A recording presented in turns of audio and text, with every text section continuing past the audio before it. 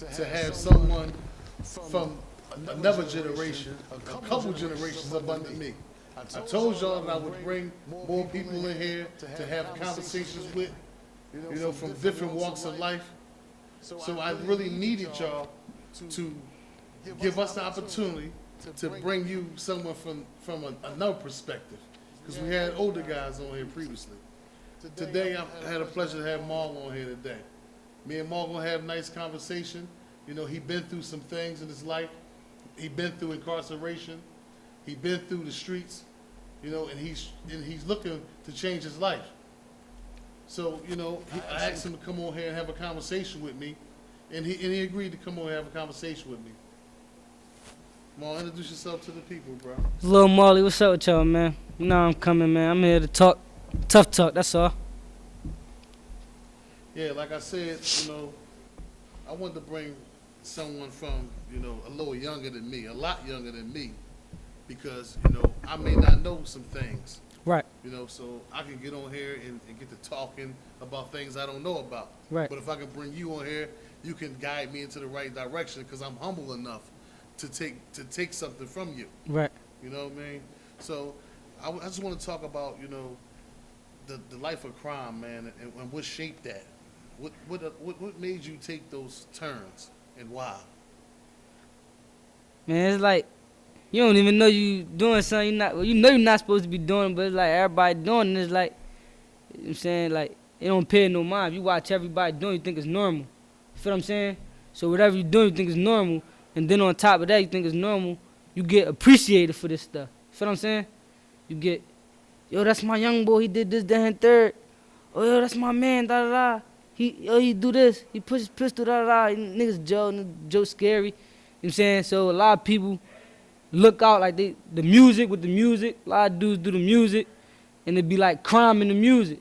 And like people say the kids, the music be influencing the kids. I think it do, cause I listen to something, I get turned up. I want to go do something. You feel what I'm saying? So I don't know. Just crime is always gonna be there. Been there since the beginning of the time. It's gonna be there to the end of the time. But it's a trend. So how do we break that trend? We got. It's safe to say you are a father, right? Yeah. So I heard you on the phone talking to a baby. So I assume he was a father. So Right. knowing that you have somebody to look up to you now, you got somebody that you got to feed, you got to clothe. Right. What type of decision making has that influenced you? Having a baby, being a father. Well, like every bad move I make, I feel like a nut. You feel what I'm saying? Like even when my daughter wasn't here yet, if I made a mistake, I feel like a crumb because I know it's at stake. You feel what I'm saying? And a lot of times you just gotta put the little ones before yourself. For real. So, I'm saying. So these days, what do your goals look like? What do you want to do with your life? Where do you see yourself at in 5 years? It's crazy. I don't even know, man. I don't know where I see myself. It's like I've been just living. That's what a lot of people doing. They just living. They just alive. Saying just for today. Everybody just surviving for today. People just staying content and doing what they gotta do to get through the day. A lot of people not looking what's tomorrow or what's the day after that. They just trying to get through this day right here. So I think that's I fall into that category a little bit. So it's definitely important for someone that think like that you think right now to come sit down and talk to me, man. Because I was young before, and I respect the fact that you had enough audacity or gall or gumption or just being humble enough to come sit down and talk to somebody older than you, Right. and have a real conversation with him. Well, 'Cause, a lot of young guys don't talk to older guys. No, like I'm an exception. Like I always been talked to by the older people. Like all the older people ever since I was young, they always took to me. Ever since I was young, like I always could hang with the old heads. They always like, come on, we out. I always hung with people older than me. My mom didn't want me to. I was never always with people my age. And I just on my block, it's a lot of old heads. I get talks all the time. All the real old heads in the hood love me. I sit down and talk to the smokers sometimes. Like I I got an open ear. I always had an open ear, and I don't listen to everything, but I definitely open my ear. I'm gonna be honest. Some things go one out and one out the other ear, but I always got an open ear. And that's important, man, that you can have that type of open ear because, you know, you can really live vicariously through, other people that came before you. Because one thing that people always told us when we came into them streets, he said, there's 3 ways out that joint. You're going to be locked up, you're going to get killed, or you're going to be on that work. Right. If you look around society and you see, it's the truth. Right. Even if you don't live the life of crime or don't not yourself, but you just see in society, you see that death come with it. Right. You see that prison come with it.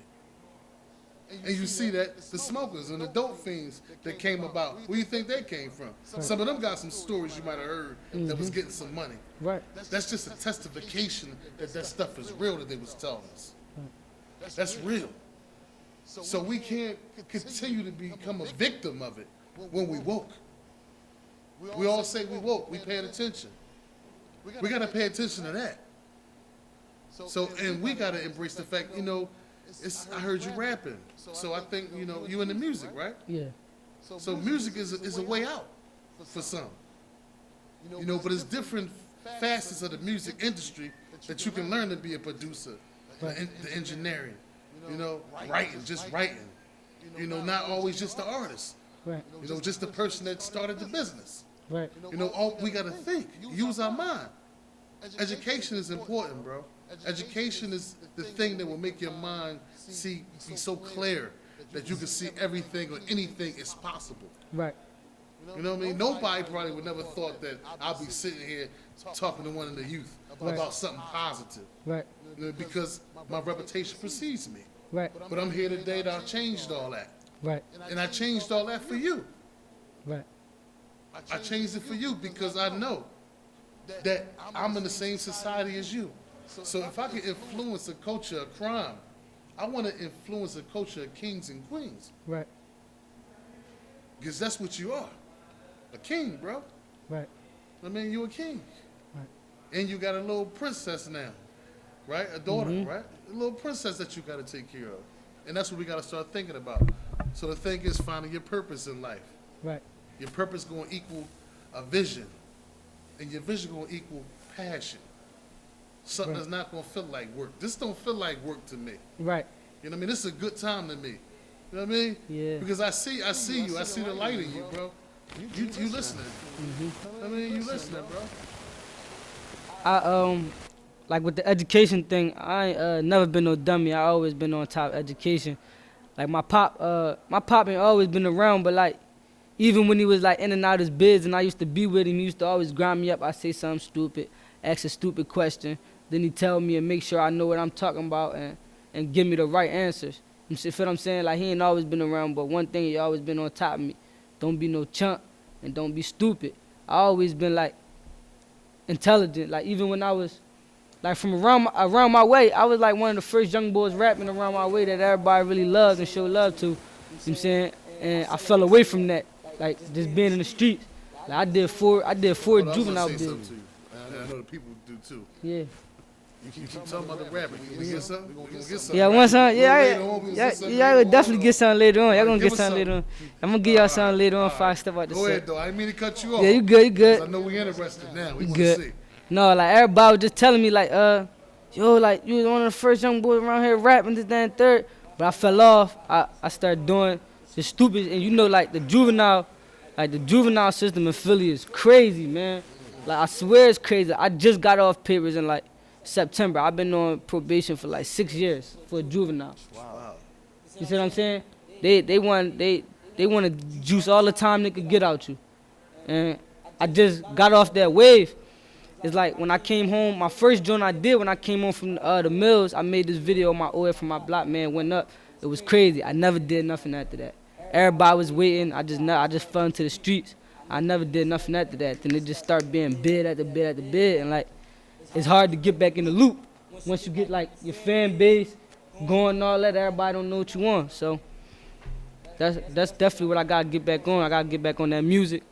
But as far as the like the positive thing in the streets, it's always gonna be wreck chasing, wreck catching. Feel what I'm saying? But I do see a lot of improvement. I do see a lot of big homies, a lot of old heads that run whatever they in their area. I see them doing, speaking positive, telling people to do positive. Like even the people that's in the streets around me now, they tell me to be positive. Yo, get your license. We can't be around people all day that got felonies and don't even got their license. Or, yo, get your driving license. Yo, get your license to carry. Yo, go do this, go do that. So you could be stable, because if you're in the streets, you ain't never stable. You ain't never stable. Unless you really like up here and you intellectual and you know what you're doing. So like that positive is stretching to go a long way. You know, man, I'm glad that I can be a part of that wave, that movement of, you know, men that came home, you know, men of redemption making change. Shout out to, you know, Mormac, you know, the brothers of Mormac. But men of redemption making change, men that decided that enough was enough. Right. Enough of that influence and that nonsense. We're going to go out here and we're going to tell the youth the truth. You know, and I'm grateful for this platform to be able to tell the youth the truth. I'm tired of lying to them.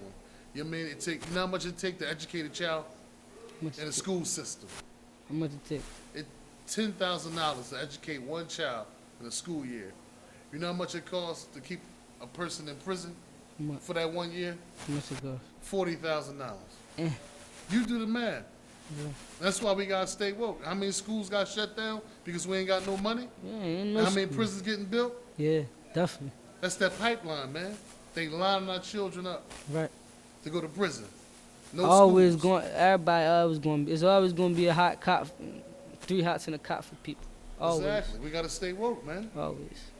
We gotta really wake up, man, and understand enough is enough of that. But what you got to say about somebody homie get killed? Man, somebody killed my homie. Somebody killed this dude. Somebody did that. Somebody killed my cousin. What you say about that? Cause like I know like even a person that's not even in the streets would be ready to ride. So like, what you gonna tell my young boy that his big brother just got killed and he know who did it? All right. Like the question that you posed. He's my interviewer now. He interviewed me. So, first and foremost, I want to deal with the fact that you said that even the person that's not committing crime will be ready to wreck chase. That's not true. Because people that come from different backgrounds just don't think like us, don't respond to things like us. Right. You know, like we learned how to respond like that. Right. This is all learned behavior. Right. It's not innate. It's not something that we just born with. To respond to death, to respond to violence, to meet violence back with violence. Right. You know, everybody not wired like that. Right. So, let's shoot some pool and talk about this. All I can do is tell you about my experience. I had a best friend that was murdered, right? And when he was murdered, I wanted to ride out and do a lot of damage. But I had time to sit down and think about the 9 kids that he got left behind. And I said, damn, who gonna take care of those 9 kids that he has left behind if I go out there and ride? Right? So I said, what I'm gonna do, I'm gonna go home, I'm gonna be a part of something great, and we're gonna make something great for our children. And his children's gonna be a part of that. And I'm gonna make sure his children get money in their pockets. And that's how we came home and created New Options, More Opportunity. No more. My partners, Ricky and DeJuan. Our kids, incentive-based, we give them $100 a week to come out to a class to teach them job readiness, financial literacy, computer coding. So this is what I had to do to erase the fact that I wanted revenge. Because what about them? What about mine that look like me? My daughter look like me. You know what I mean? So I want to think and not just reactionist to things. You know what I mean? And that's all I can say, bro. Like, I can't tell you how to feel about your folks. You know, life. I don't know how to play pool with you, man. I don't know how to play pool, so I'm going to learn something from you, man. We're going to have to get to that mic soon. Hear some of this music. Yeah, I'm definitely You gonna give us something on the beat, or you gonna give us a freestyle? What you gonna do? Actually, Fat Mac got some stuff I recorded, so I can just rap over the beat for y'all, man. Mac got some stuff, there's original beats on there. That's original. It's a beautiful thing to be able to sit down and speak an intelligent conversation with one of our youth. I really appreciate the opportunity, man, just to talk to our youth. And if anyone out there that want to sit down and have a conversation with Bigsnoop, with the Tuff Talk Show, y'all can come on, DM, let me know when you can come up, when you can be free. We can sit down and have a conversation, man.